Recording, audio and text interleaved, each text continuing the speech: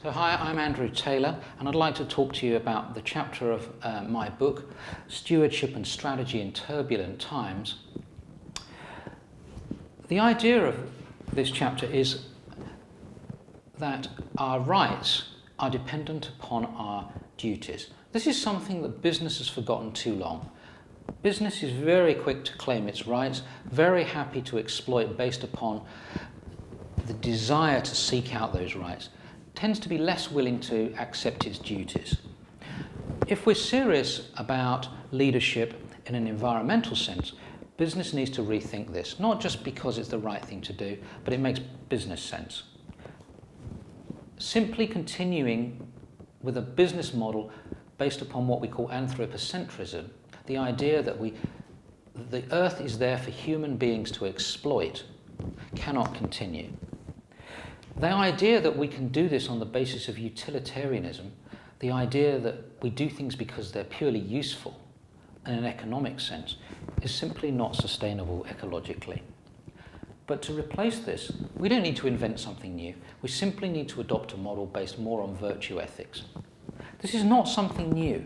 This is something that was done in the 19th century by a whole swathe of businesses, from Cadbury's to Reckitt to Lever Brothers, what is now Unilever, who all believed the idea that commitment was more important than the compliance of their people, and that business had a purpose that went beyond just profit. In other words, business was a means to transformation. It wasn't an end in itself. What we're seeing as technology and globalization are converging is that utilitarianism is taking over, and the global internet is simply becoming a means to search out products and services at the lowest possible cost globally. And in doing so, we're externalizing the environmental consequences. This chapter also provides examples of organizations that are doing the opposite.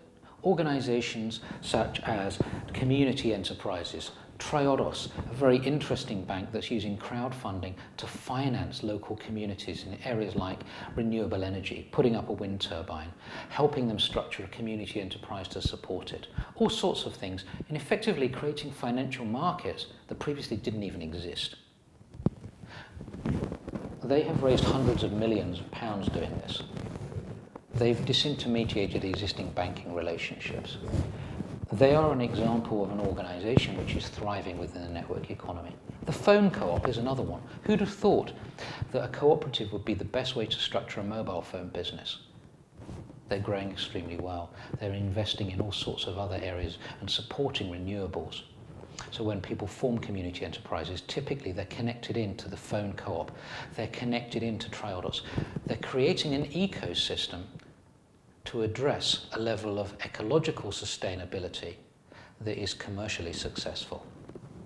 The idea of this chapter is to think about how we might deal with ecological problems within the framework of business, such that business thrives as a means and not just an end in itself.